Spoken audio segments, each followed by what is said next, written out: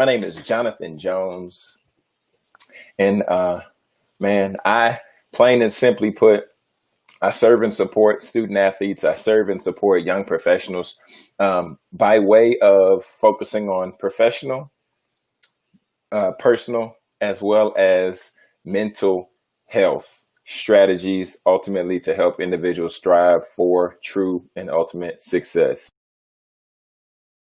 Today, I wanted to just focus a little bit on the topic of mental health, right? And I wanted on mental health today because this past weekend I was just hanging out and I was just thinking after I made this post. Some of you may or may not seen it, um, and as I was there thinking about mental health, and as I was thinking about just my college years and my college time,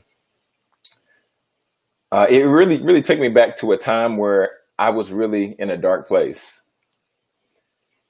And some of you may or may not have seen the Instagram post, but in the particular post, I was just talking about how college was rough for me, and I was playing basketball.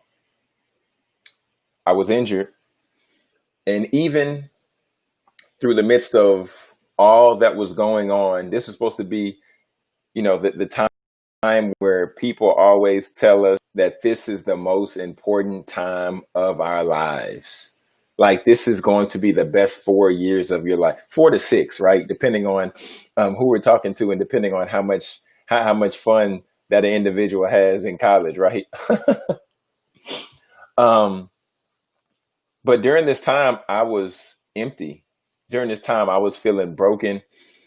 I wouldn't even want to get ready for the basketball games. And really quick, everyone, just as you're beginning to hop in this broadcast, as you're beginning to hop in this live stream, or maybe as you're even listening, I would encourage you just to share this with one person that you know needs to hear this message, because we're talking about mental health today, and we're talking about why mental health matters, and why I was in this position.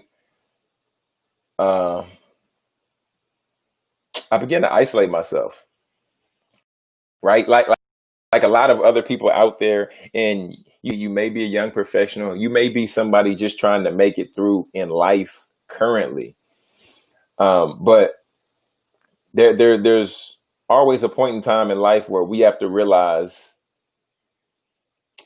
that we have to learn to reach out. There's a point in time where we may have not trusted anybody, but we have to learn to begin to trust, to learn to bring someone in, and then begin to have these conversations. So you all just, as I went back to that time and I was going through getting my bachelor's in psychology, and they encouraged us, they say, you know what, in order for you all to go through this class, I'm going to require you to do 2 sessions of counseling. 2, right?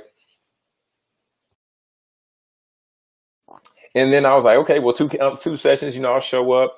I'll be there with the, the grad assistant. I'll be there with the graduate student, go through my sessions, and I'll move on. Everything will be fine. It'll be all good. And then I began to sit there. And then as the gentleman began to ask me questions, and I began to get a little uncomfortable, and I was sharing information that I never necessarily shared before.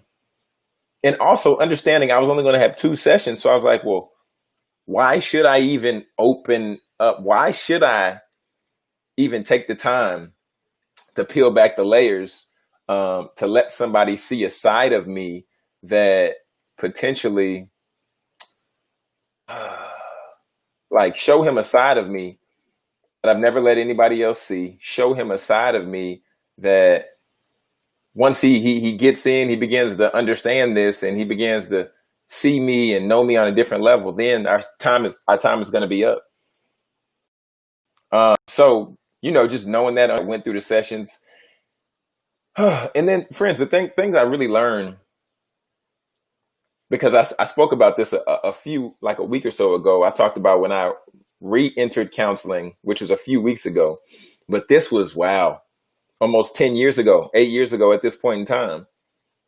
But now I'm just asking myself, Like, look how far we've come. Look how far we've come. And friends, I really wanted to just share this today and really wanted to put this on your mind, really want to put this on your brain, because mental health is so necessary right now. It should be required for us to really go to counseling right now. Some of us might be asking ourselves, well, John, I don't know if that's even necessary. I don't even think that counseling is for me. Well, just go. Just give it one shot. Right. I would encourage you to give it one shot. And I know a lot of times some people might be like in my shoes. You see the title of this broadcast is Why I Ran from Therapy.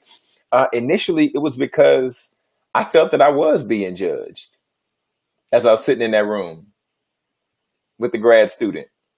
Right. I felt that he was judging me based on the stuff that I was sharing. Marianne Johnson, how are you? I really felt that this guy, as I was just sharing my stuff and sharing my past and sharing my shame, I felt that he was judging me based on my history.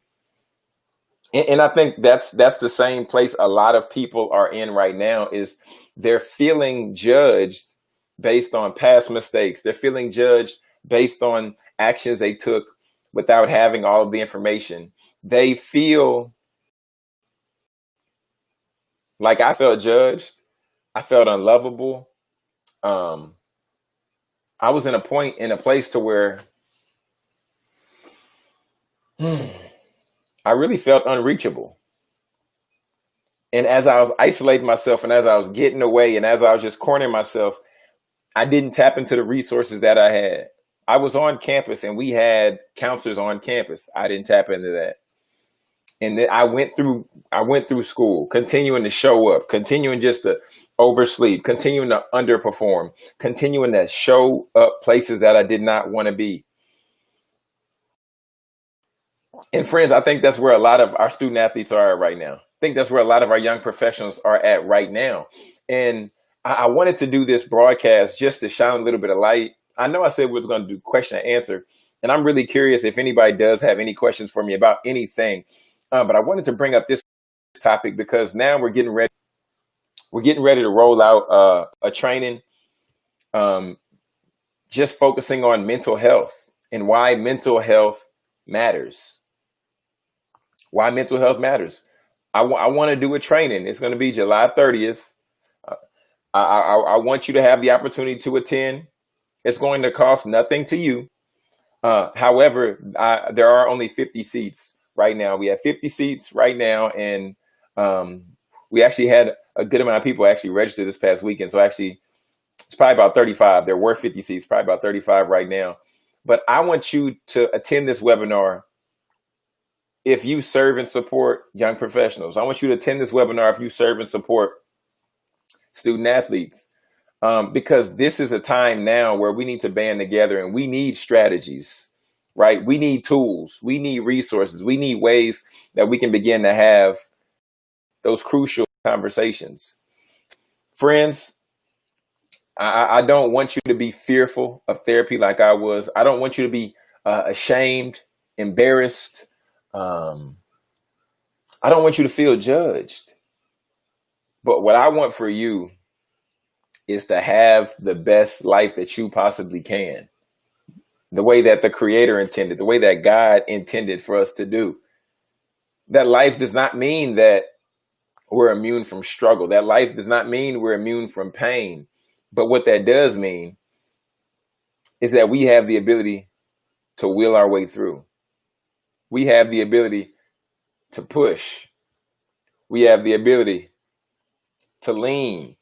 And we have the ability to cry if we need to sometimes. So friends, don't run from therapy, right? Don't run from therapy. Don't run from healing. Maybe run from a harmful situation, but don't run from therapy, because this allows us to heal from the